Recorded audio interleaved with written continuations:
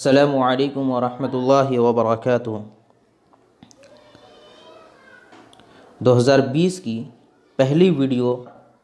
आज की इस वीडियो में इंशाइया से मुताल्लिक़ बातें करूँगा। इंशाइया क्या है और इसी से मुताल्लिक़ कुछ सवालात भी होंगे।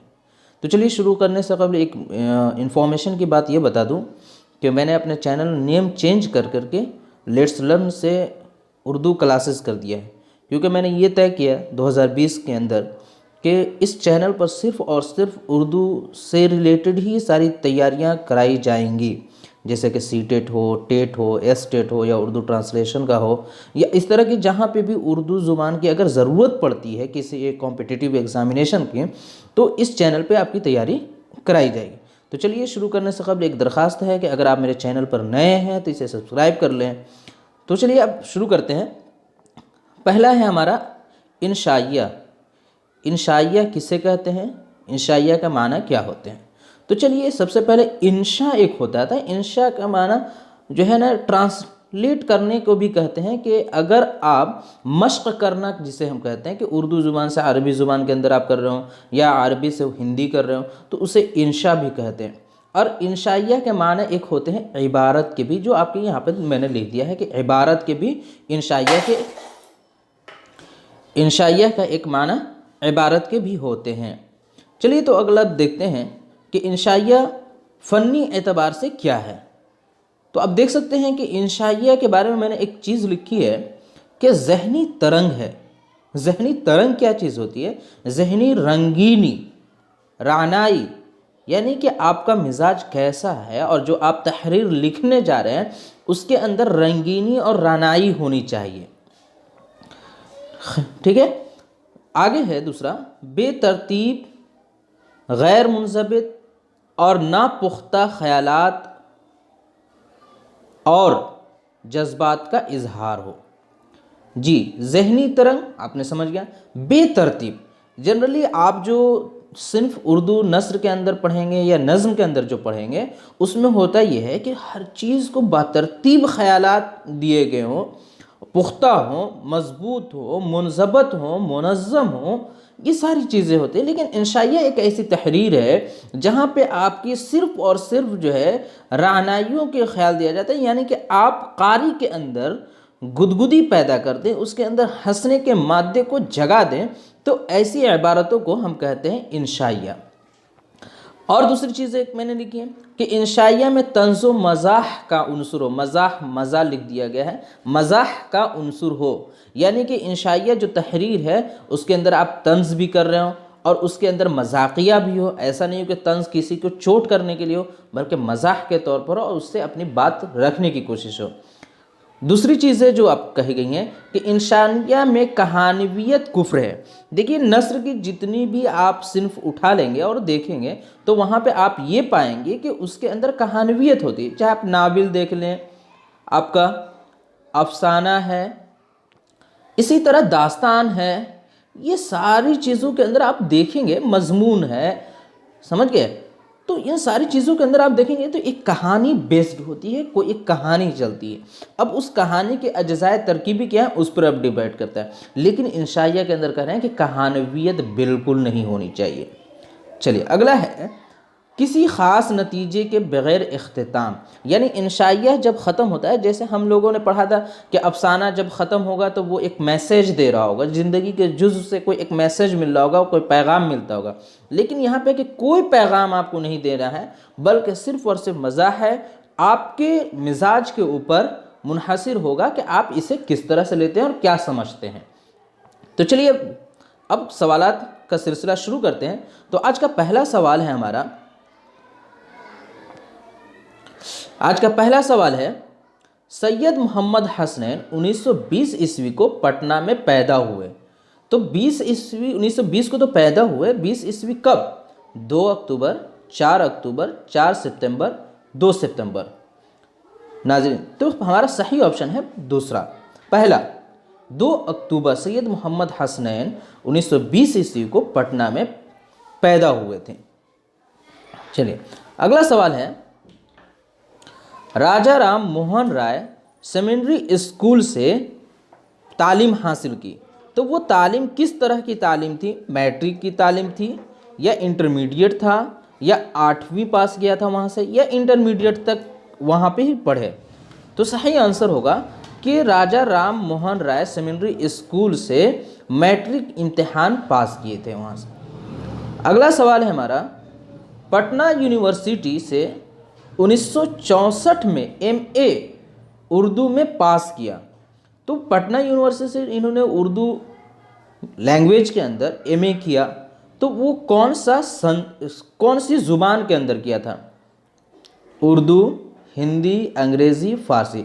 तो सही ऑप्शन है हमारा ऑप्शन नंबर 1 कि उर्दू ज़ुबान में इन्होंने एमए की डिग्री हासिल की थी पटना यूनिवर्सिटी से।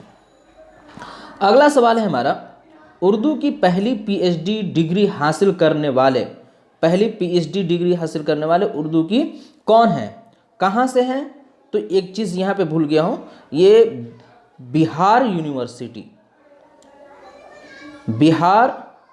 यूनिवर्सिटी से, यानी कि बिहार यूनिवर्सिटी से जो पहली डिग्री उर्दू के अंदर अगर किसी ने पीएचडी की है तो वो कौन है? मोहम्मद अली हैं, करीम आजिज़ हैं, शाद अजीमाबादी हैं, मोहम्मद हसनैन है।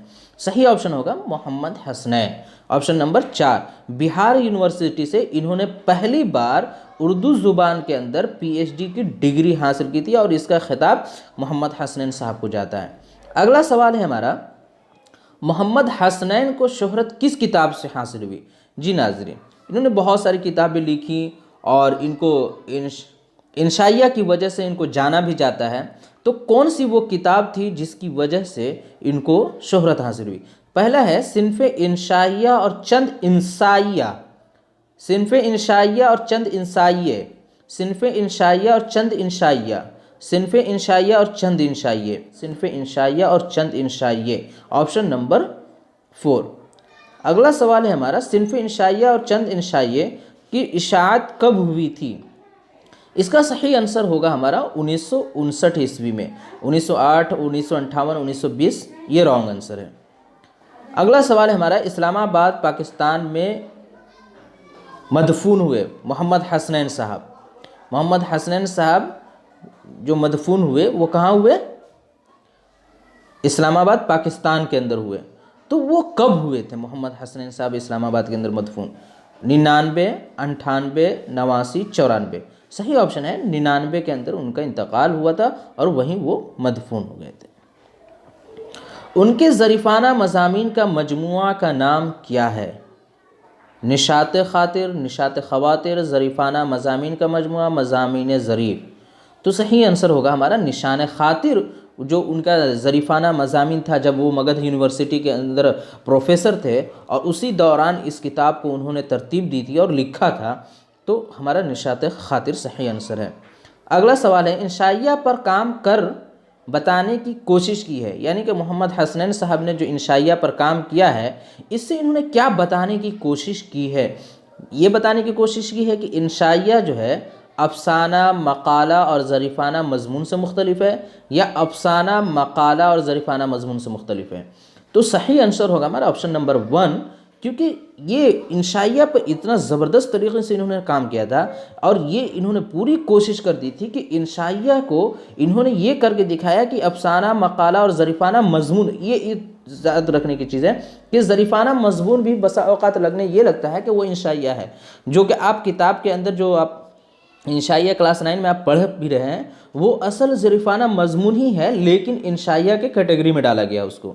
चलिए अगला सवाल है हमारा, आम नापसंद करने वालों को गालिब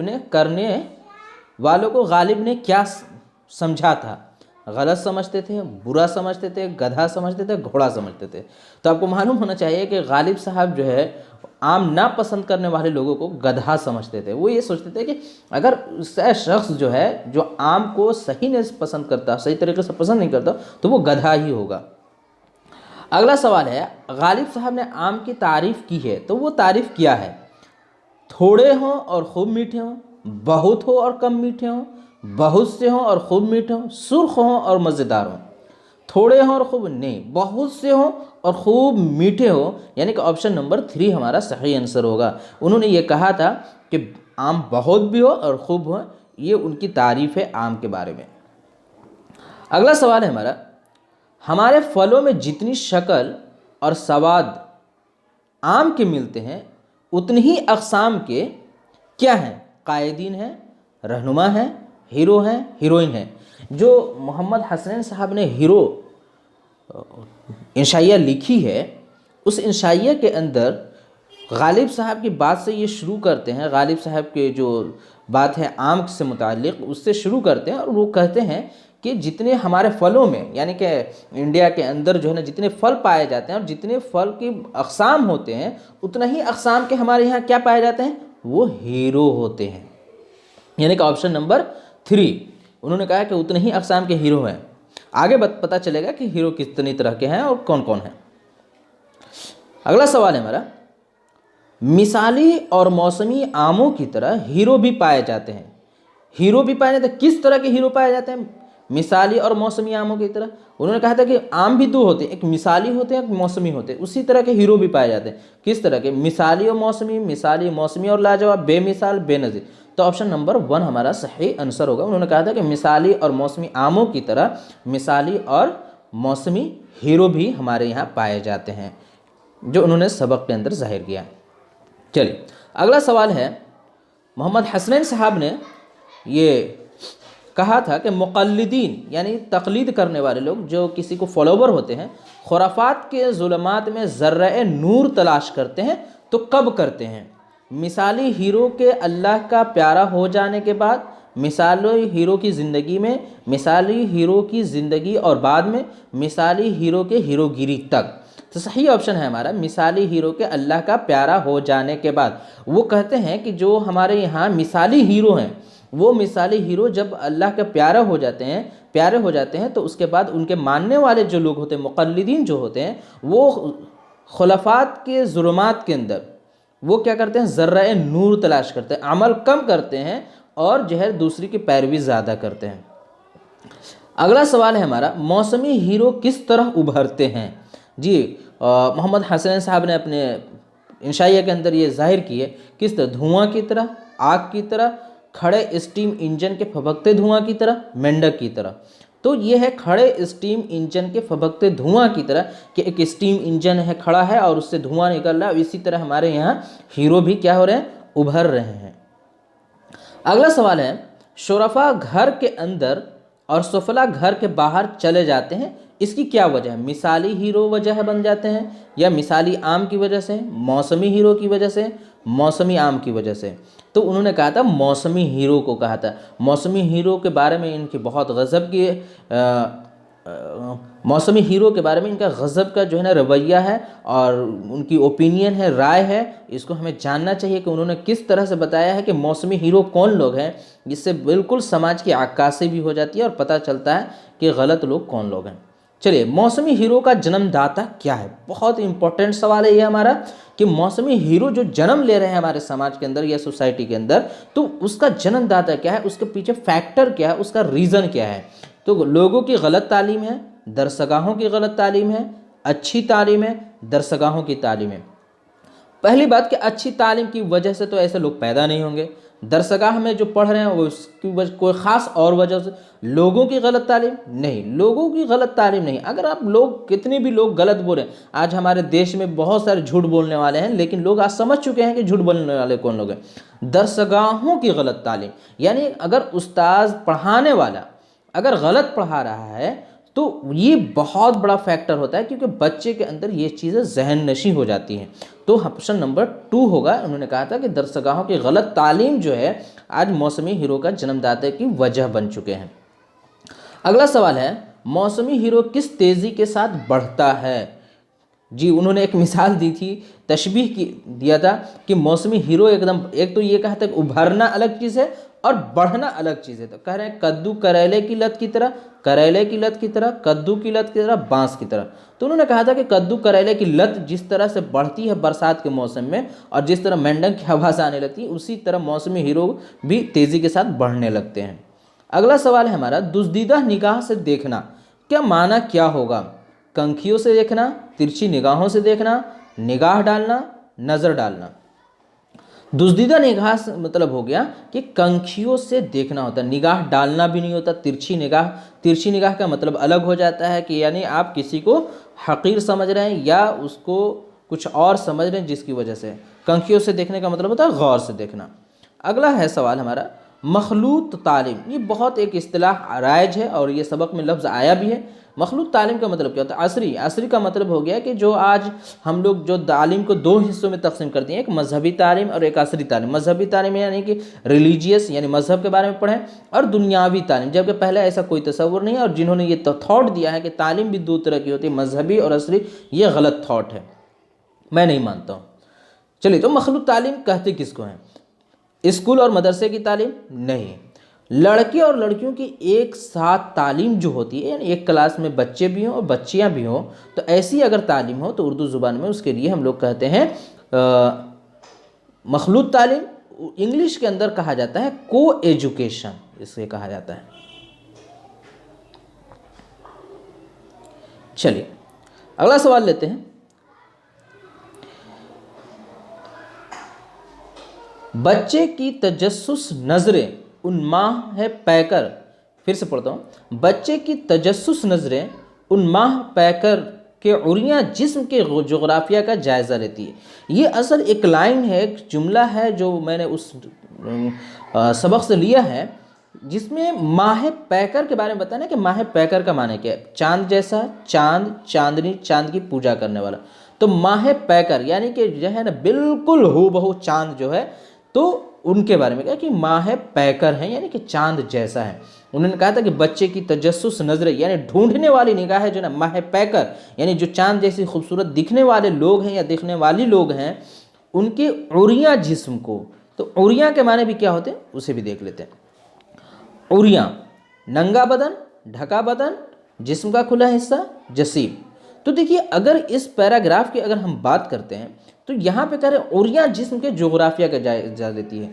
तो उसके अकॉर्डिंग यानी कि लेसन के अकॉर्डिंग अगर हम इसका सही माना समझेंगे तो जिस्म का खुला हिस्सा, और अगर उरियाँ जिस्म का माना अगर आप ढूंढेंगे तो आपको मिलेगा नंगा बदन। तो यहाँ पे आप किताब के हिसाब से जिस्म का खुला हिस्सा सही आंसर होगा और माह पैकर का चांद जैसा। तो चलिए नाज़रीन, अगर आपको ये वीडियो अच्छी लगी हो ज़रूर लाइक कीजिएगा, और उन तक ये वीडियो को पहुंचाने में आप भी मुआविन और मददगार बनिए जो एस्टेट की तैयारी कर रहे हैं या उर्दू ट्रांसलेटर की तैयारी कर रहे हैं, ताकि उन भाइयों तक आप भी एक ज़रिया पहुंच जाएंगे उनकी मदद करने के लिए। तो चलिए, हमारी कोशिश है उन तक पहुंचाने के लिए, आप भी हमारा साथ दें और इसे शेयर ज़रूर करें। खुदा हाफिज़।